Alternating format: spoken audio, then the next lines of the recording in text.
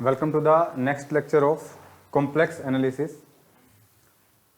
In this lecture we discuss about complex numbers.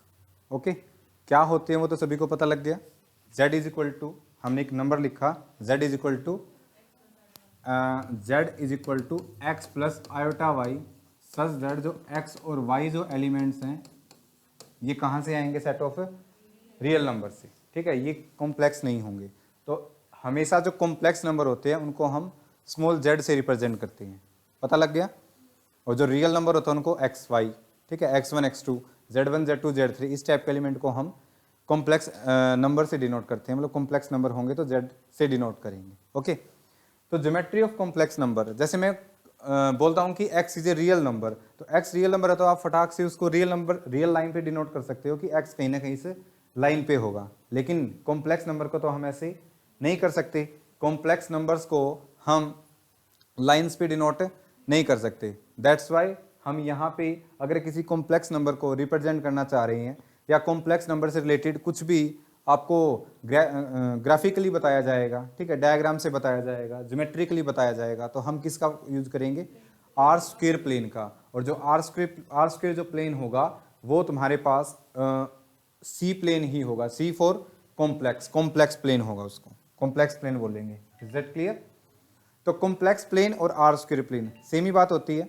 जैसे मैंने यहाँ पे लिख दिया, ये लिख दिया मैंने, इसको हम आर स्क्वायर प्लेन में क्या बोलते हैं, वर्टिकल एक्सिस को वाई एक्सिस बोलते हैं. लेकिन अगर मैं इसको कॉम्प्लेक्स प्लेन में बोलूँ तो ये हमारे पास कौन सी एक्सिस है, इमेजिनरी एक्सिस. मतलब इस लाइन पे प्योरली इमेजिनरी नंबर्स लाई करेंगे. ठीक है, 1 iota 2 iota 3 iota 10 iota 4 iota इस टाइप के एलिमेंट इस इमेजिनरी एक्सिस पे होंगे. ठीक है, उसके बाद जो ये हमारे पास लाइन होती है हॉरिजेंटली, इसको हम क्या बोलते हैं, X axis in R square plane. लेकिन इसमें हम क्या बोलेंगे उसको, रियल एक्सिस. इस पे तुम्हारे पास प्योरली रियल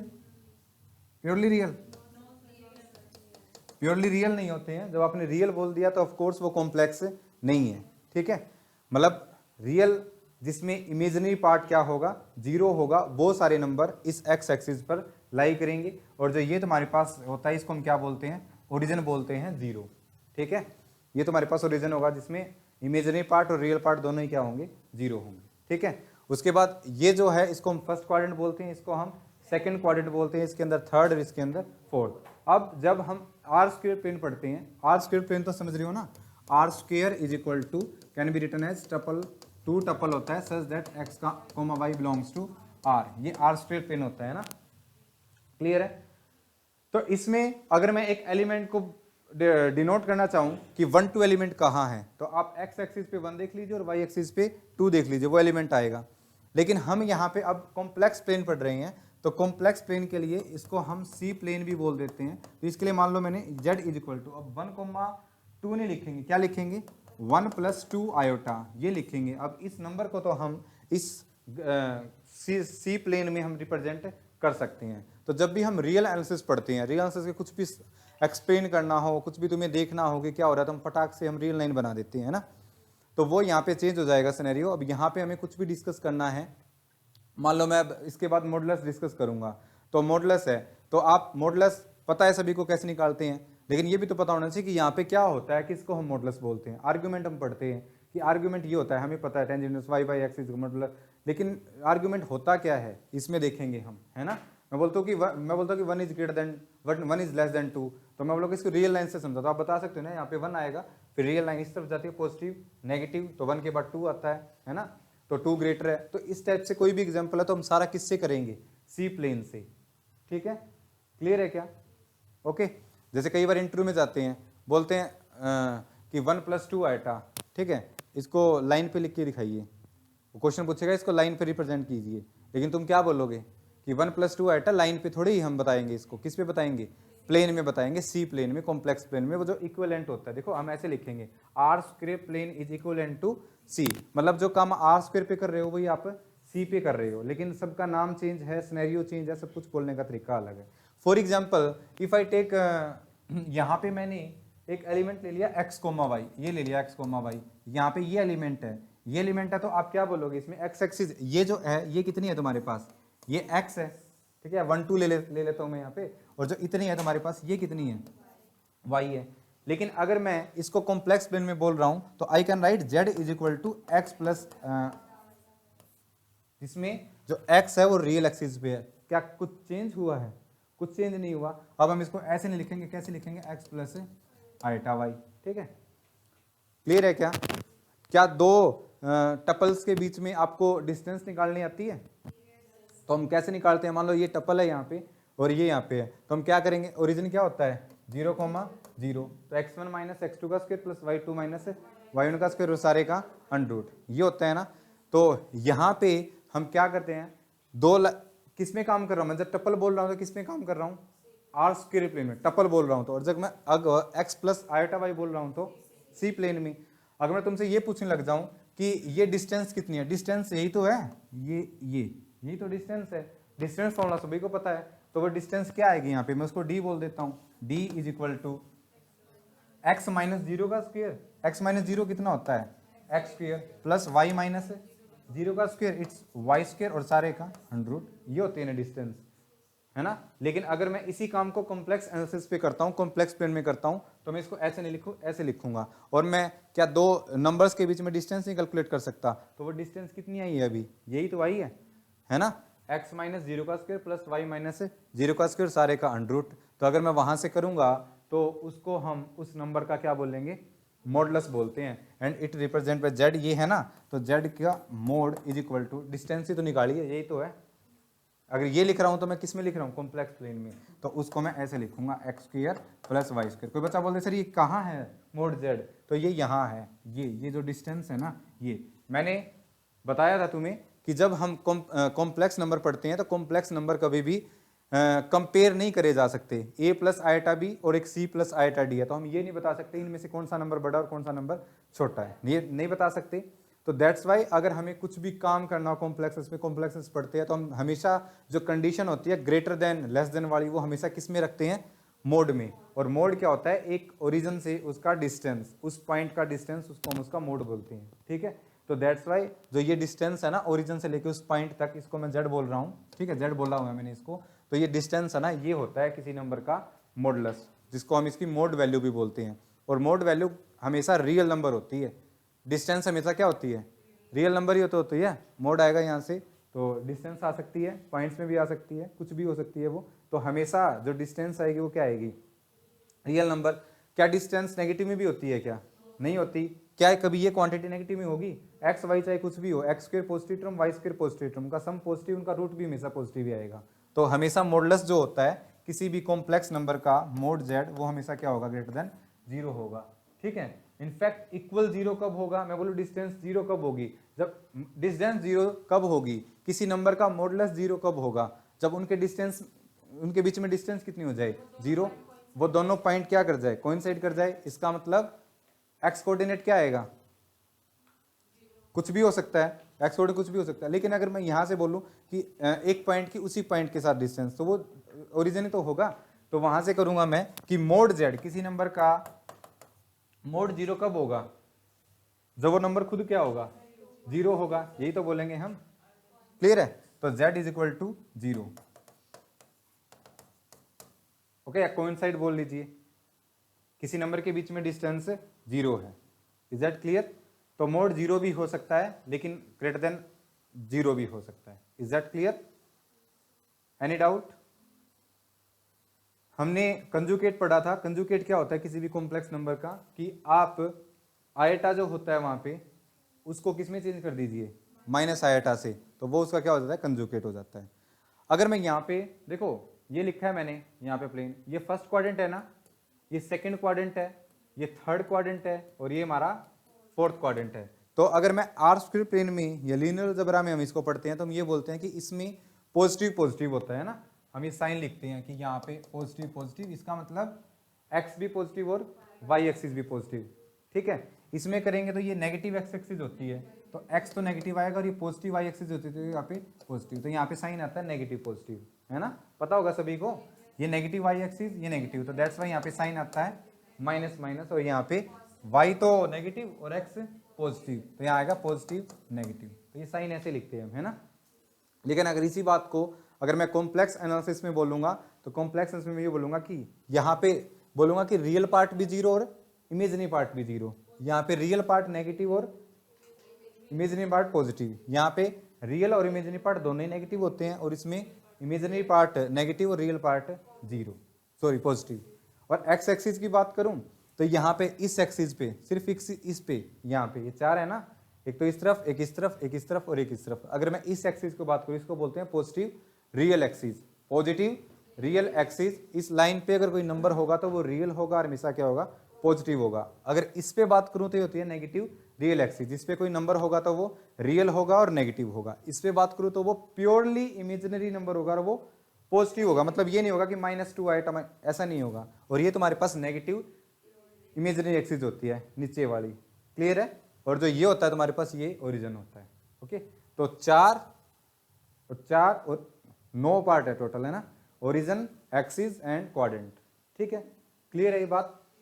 तो अगर मैं यहां से एक नंबर लिख दिया मैंने, z is equal to X plus iota Y, तो वो यहाँ पे मैंने लास्ट टाइम लिखे भी थे, z बार माइनस z बार का नेगेटिव, इस टाइप से 4 नंबर लिखे थे।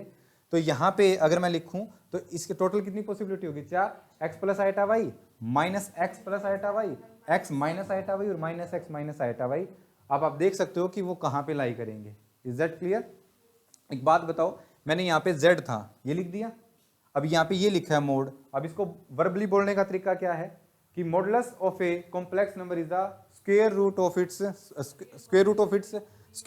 Real part plus square of its imaginary part, उसको हम इसका मॉडुलस बोलते हैं। लिख सकते हो डेफिनेशन, कोई दिक्कत।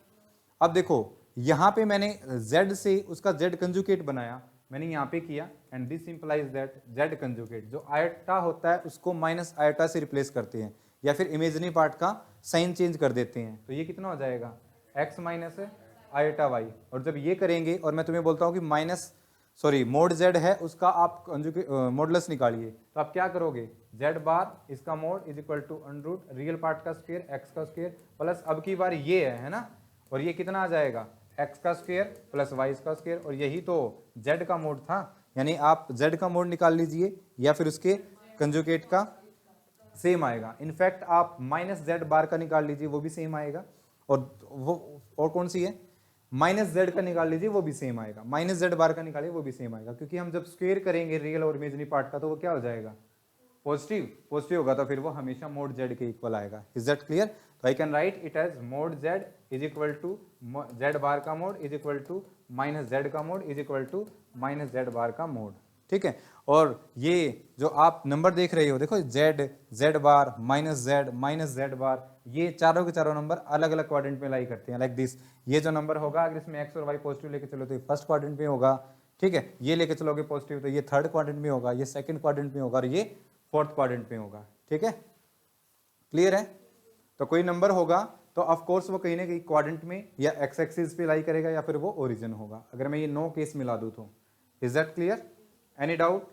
तो इसी तरीके से आप कंजुगेट के कोरस्पॉन्डिंग कुछ प्रॉपर्टीज मैंने छोड़ दी थी, क्योंकि हमने वहां पे मॉडुलस का जिक्र नहीं किया था। तो जैसे ये प्रॉपर्टी करी थी हमने कि आप एक नंबर है z, कहीं भी इस पूरे सब्जेक्ट्स में किसी भी चैप्टर में, किसी भी वीडियो लेक्चर में, किसी भी लेक्चर में z बोला गया है तो उसका मतलब z is equal to X plus iota Y ही है। ठीक है, ये अंडरस्टूड है कि मैं z लूंगा तो z की वैल्यू हमेशा x प्लस आयोटा वाई होगी। ये हमारे पूरे सब्जेक्ट की एक नोटेशन है। क्लियर है, कहीं भी z लिखा है तो ये अंडरस्टूड है, मैं चाहे उसमें बताऊं चाहे ना बताऊं। आप कहीं भी z को ब्रेक करना है, मतलब आपको रियल पार्ट और इमेजिनरी पार्ट में ब्रेक करना है, तो you can write it as x plus iota Y. ठीक है, जैसे मैं बोल रहा हूं कि z है और आप z की मल्टीप्लाई कीजिए z कंजुगेट के साथ, तो क्या आ गया था, मोड z का स्क्वायर आ गया था, है ना। तो अब मोड z ये है under root X square plus Y square. तो मैं लिख सकता हूं ना इसको ऐसे लिख सकता हूं x प्लस आयोटा वाई, और इसका कंजुगेट करूंगा तो x माइनस आयोटा वाई। जब इसकी मल्टीप्लाई करूंगा मैं इमेजिनरी पार्ट कैंसिल हो जाएगा, क्या बचेगा यहाँ पे, X square plus Y square. और एक बात बताओ, अगर मैं इसके दोनों तरफ स्क्वायर कर देता हूँ, ये मोड z का square equal to X square plus Y square, तो क्या वैल्यू आ जाएगी X square plus Y square की, मोड z का स्क्वायर। तो ये प्रॉपर्टी है जो हम आगे लेक्चर्स में यूज करेंगे कि किसी नंबर की, लीनियर में भी तो करते हैं हम इसको, कि z का अगर z बार के साथ मल्टीप्लाई करी जाती है तो उसके मोड के स्क्वायर के इक्वल होती है। ठीक है, पढ़ी भी होगी तुमने, है ना। क्लियर है? अब कोई डिस्टेंस जरूरी थोड़ी ही है कि हम ओरिजिन से ही कैलकुलेट करें। मान लो एक नंबर यहाँ पे ये था, ये नंबर था, मान लो ये नंबर लिख दिया मैंने, यहाँ पे लिख दिया 2 - 3 आइटा, यही होगा ना, ठीक है। और यहाँ पे लिख दिया मैंने -2 - 3 आइटा, कहीं ना कहीं होगा यहाँ पे, यहाँ पे। मैं बोलता हूँ कि इनके बीच में डिस्टेंस निकालो, ये डिस्टेंस निकालो, कैसे आएगी?